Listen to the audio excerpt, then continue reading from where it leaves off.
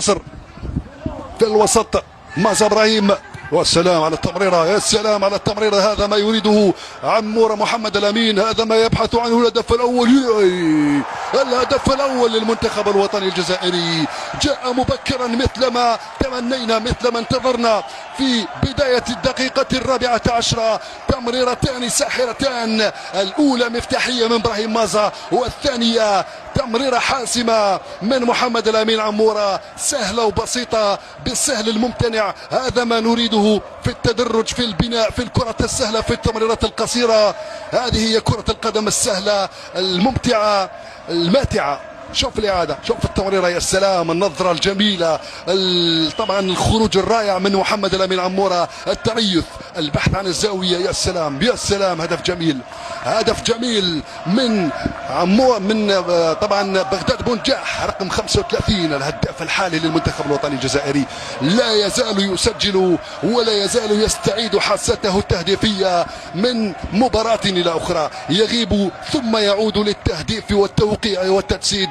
إنه بغداد بونجاح 1-0 قبل حلول أو قبل انقضاء ربع ساعة الأول من زمن هذه المباراة.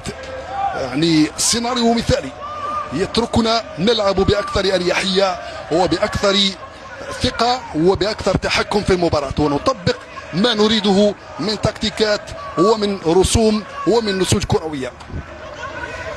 1-0 إذن لمصلحة الخضر أمام المحاربين The Warriors، الاسم الذي يطلق على منتخب زيمبابوي. يمكن أن توصف ببعض الخطورة على مرمى أسامة بنبوط.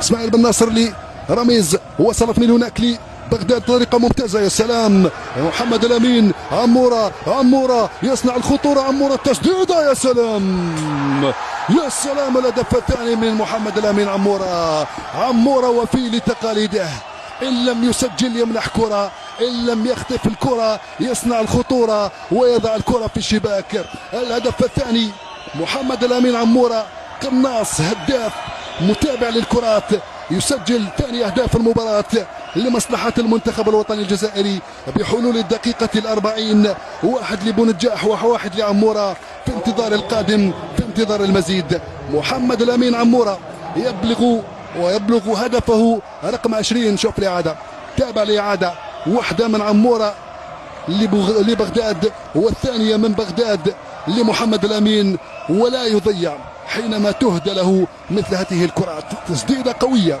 لا يمكن التعامل معها في العارضة الأفقية ثم في الشباك مباشرة.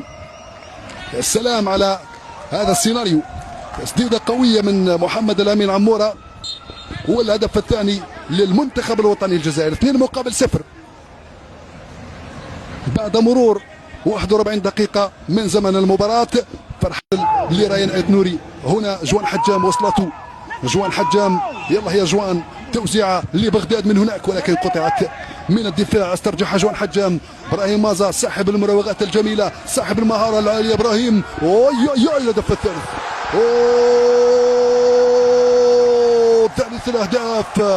ثالث الأهداف للمنتخب الوطني الجزائري بشكل ممتاز. جوان حجام يضيف الهدف الثالث ويرفع رصيده من الأهداف مع الخضر إلى الرقم 3 أهداف لجوان حجام بحلول الدقيقة 46 من زمن المباراة، أو بالأحرى الدقيقة الأولى من الوقت بديل الضايع. وفرحة كبيرة بمدرجات ملعب الأمير عبد الله الفيصل بجدة بالمملكة العربية السعودية.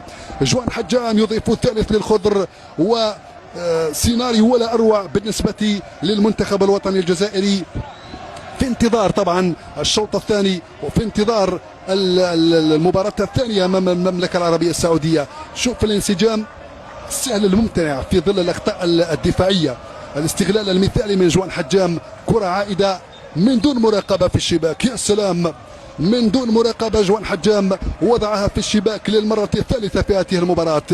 بغداد بونجاح، محمد الأمين عمورة وجوان حجام، وثلاثية دون مقابل.